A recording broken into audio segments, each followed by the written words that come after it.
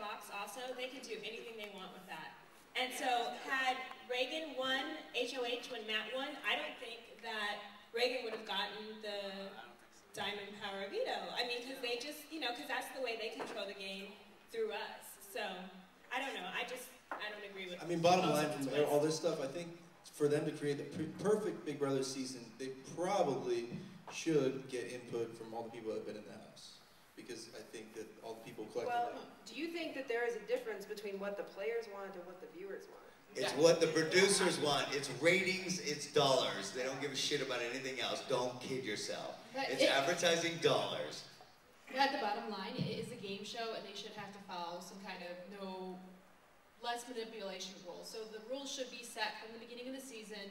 No insertion of rules like Pandora's box, coup d'etat to whoever they want, whatever. Like, it's the twist in the beginning of the season. It's the twins. It's the X's. It's you all have to pair up in teams of 3 for the rest of the season. Who cares? But don't change the rules. They're not even doing it on Survivor this season. Yeah, Redemption Island. Redemption Island. Nobody knows when it's going to end. They didn't know it's going to start again. They don't know when this is going to end. It's all so they can work it to keep people interested. But that's part of the game too. You have to think about it. Like you're playing a game here. You have to think ahead of everyone else, and that's part of the game. Yeah, Okay. we can't You can't think ahead of everybody else, and you don't know what the fuck the deal is. I'm sorry. It's like playing checkers with like your little brother, and all of a sudden he's like, "No, I get a triple jump, like diagonally wrong." Like, oh well. A checker game for $500,000. Yeah. Where you don't know the rules and you're blindfolded in the dark. And the producers at any moment can take the board and just flip all the checkers in the air. Well, and production's game is different than our game. We're playing to win $500,000.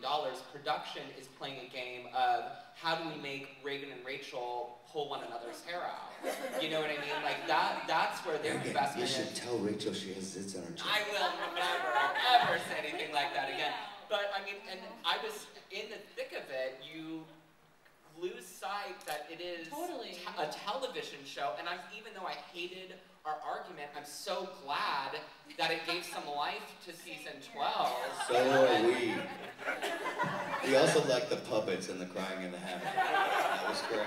Which, by the way, when it shows me like going, and the puppet is mimicking, that was totally like, I wasn't making it do that. I wasn't making it, I just had it was doing it on its own. It had a life of its own. This is one of the reasons and things that you didn't see in my season after the Eric incident where Eric was gone and then all of a sudden he wasn't and my alliance turned against me. I didn't make deals with anyone until 5 minutes before the live show. That way it took it out of production, couldn't do a goddamn thing. And they brought me in the diary room and they go, can you let us know when you're going to do this so we can get it on the show?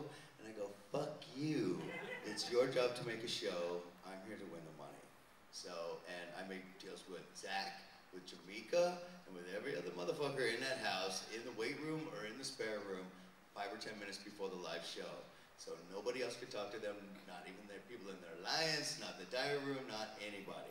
And I learned that from Dr. Will with Janelle, actually. The last person in their ear. I'm giving away my tricks here. Now we're kind of rolling around to the number of seasons where we would have another All-Star summer. Who would come back for All-Stars? And who historically would you like to see in the house with you? Anyone from the show? I think Rachel has the best shot out of the girls on her season. Just because she was like controversial, people I'd watch just to see what she was gonna do on her season. Would you go back though? Would you go back for All-Stars if they asked? If I got paid more. Yeah, because for the amount of stuff we have to put up with, it would have to be pretty freaking fantastic. Wow. It's the easiest summer of my life. Okay. I didn't even have to go to work a day. Still be a cry me a fucking river. Yeah, restart for 4 weeks. Jordan. See how it works out for you. Whatever. That's because you work 9 to 5 and you sit in your underwear. Sucks. I'll go to the Big Brother house and lay around all summer again. Yeah. I was starved for 4 weeks and I would do it again in a heartbeat.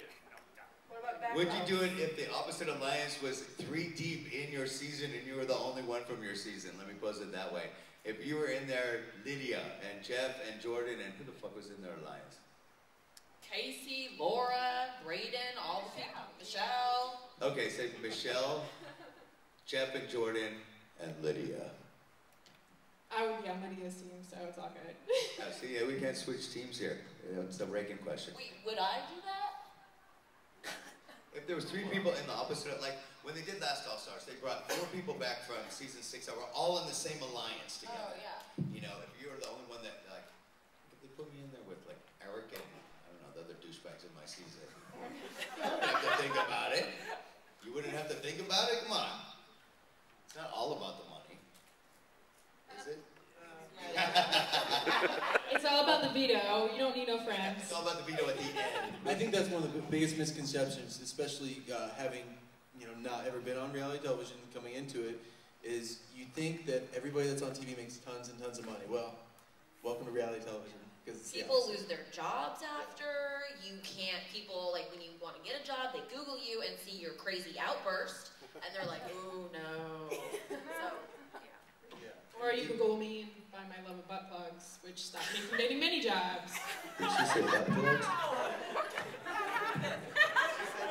What did she say? It's out there in the forums. That was awesome. All right. Well, we're going to take a little while and open it up for audience questions. I don't know that we need any. We should just let them yell at each other. But would anybody like to come up? We have microphones set up in the aisle, or you can just stand up and yell if anyone has any questions. Actually, I got to ask this. Jesus Christ. This drives me nuts, but don't you know you're on film when you're having sex in the household? We didn't know. Yeah, we'll let Reagan and Matt take this one.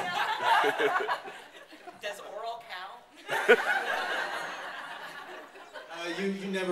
Nobody ever stops thinking about the cameras being on. I mean, it's hard. You start to forget a little bit, but no, But having said that, we are all human beings, and let me try to lock anybody in a house for 3 months and stop all biological processes for the crew. I was waiting for Richard to go, it was hot. And now we're in a very exclusive club. What does slop actually taste like? Shit. It's like a mutant version of oatmeal that's like really bland and it gives you diarrhea and really bad stomach issues. With like protein granules in it. Yeah. It's a weightlifter's oatmeal. Very good. It's not soft like Quaker Oats. You gotta chew that shit. Yeah. And the more you chew it, the more like tougher it gets to actually The like, consistency swallow. is far worse than the taste, I think. The taste isn't bad because you get condiments and cinnamon, whatever. Matt chose to eat it. I ate it every day, no matter what. Hey, I made you guys slop cookies, okay? Yeah. He weighs 60 pounds. He only needed to eat like 2 tablespoons a day. I'm trying to grow up big and strong one day. Waiting for that. You want your big boy panties. Okay, so one of the most overused phrases is, it's not personal, it's just gameplay. But now that you're not in the game anymore and you come to events like this or you run into each other and see each other, like, how is that after the game when you've said personal things about each other and claimed that it's just... I do that in real life. It's just gameplay, man. It's just gameplay. It's a douchebag. Just gameplay. When someone says something personal, I think it's very personal. And at that moment in time, they meant it. So I think that it's a situational thing.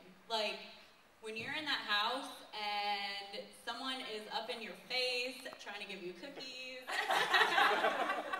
or yelling at you about grabbing a life vest, then I think that at that point in time, you're very upset with that person, and it is very personal. But then, just like any other argument, with a brother or a sister or a friend, you get over it, and you move on. And the reason people form relationships outside of the house is because they are accepting of the other person. They come forward and they're like, you know what, it's fucked up, like, I shouldn't have said that, I shouldn't have acted like that, I'm really sorry, it was just that situation. And while you still might take those words to heart, like, I know I got my feelings hurt plenty, like, you get over it, and you move on with your life because you share such a personal experience with these people that I don't think that anything in the world can replace it. Well, there are some house guests that will remain nameless that watch their season literally weekly and will remind you and give you phone calls, you fucked me over, you voted me out. So there are some people that will not ever let anything go. Well, I think Rachel and I talked about this afterwards, and especially with Reagan and Rachel, I feel personally that there's a lot of us that might be a little bit more emotional than others. Yeah. So, and I think when you're in the house, we're under that strain that our emotions get the best of us. And I mean, it really is, it's a psychological torture being in that house with just no outlet. And especially when your friends start leaving the house, you have nobody to talk to. Like, it really is torture. So some of us do snap, and some of us burst out emotionally, but are able to recognize after the fact that it was emotion, and that's what it was. Having said that, I do think that there are just genuinely bad people in the world too, so I don't know. But so far as the game go, you think that people can only make you feel the way that you let them make you feel. Yeah. Like, if you don't respect the people talking shit about you, to me, it's like, why should I care? Exactly. That's why, like, nobody in my season got to me. And you also have to factor in all of, like, the sleep deprivation and how long I was on slop. Like, I lost over 20 pounds in the house from being a have-not. And the reason why things got as heated between me and Rachel is that, unlike somebody like Brittany, who I love, but Brittany was really saying one thing to Rachel, then going into the diary room and saying horrible things about Rachel. Rachel and I were actually very close friends in the house for the first month. And we said right after we made up, after coming out of the house, it's a very fine line between love and hate. And things only got as horrible between the two of us because we felt genuinely betrayed by one another. And I think that that's the only reason that they could have gotten that emotional reaction from Right. us. Because if it was like what you said, if I didn't respect Reagan, if I didn't like him, and he told me some of that stuff, I would have been like, whatever, I don't care. Like, I'll walk right away. But because I respected Reagan, I liked him so much, he hurt me so deeply. So let me ask y'all a question. Did y'all get boners like when we had our falling out? Because you in particular, you and Enzo really benefited off of the demise of our friendship. Because y'all were able to kind of sweep in there and align with them. It definitely helped us out a lot, especially when Brendan won the HOH competition, the ropes. And first of all, during that competition, I knew the only people that couldn't win, well, anybody could have won and I would have been safe. Because you would have won. Brendan was going home. If Brendan wins, you guys are going home. If I win, why would I want to win that? Right. So it's like, okay, am I going to give it my full effort? No, no shot. You know, so it's just, that's the game. You got to play the game. Some competitions you want to win, some you don't want to win. And that week, I knew I was safe regardless of what happened. So did I play that week? I mean, I sat back and kind of just watched the drama happen. Which is exactly what you should have done. And that's what I did. And that's why you deserve to win our season, because I mean, I was sitting in such a pretty place in the house until my biggest regret is the fallout with Brendan and Rachel. That ruined. I think if anyone would have been the third person in me and Brendan's alliance, they were going to go far because everyone was like trying to attack Brendan and I, get rid of us, and we were going after anyone that was trying to get after us. So it was like a focus on Brendan and I, and then we were focusing on trying to get anyone that was coming after us out. But you have to be able to see that. Yeah, I know, but we You have to be able to see it. Like what Hayden said, I was in the same position when, who was it? It was like Danielle and Kale were on the swinging thing, and you know, I'm rooting for Danielle, and my alliance, all of a sudden I hear 3 people in my alliance cheering Kale on. I'm like, the fuck, are you kidding me? I'm like, all these people, that's when it dawned on me, all these people are doing what you do. They're sitting back, drinking a beer, having some popcorn, going, well, it's Dick and Danielle and Kale and Jen. Let them fight it out, man. We're gonna cruise to. And that's when I said, fuck this shit. Yeah. And that's when I like flipped everything over in the whole house, changed up alliances and everything else, because screw these people. You know, well, we're battling out, struggling every single week, and they're kicking back, going, yeah, fight it out. So you have to be able to realize that, and you have to do something about it. I mean, I line with Jen. People forget. She's the one that kept me in the house. Wasn't America's player. Jen kept me in the house. I line with every single person in my season besides the first 3 people out. And you have to do that at times, man.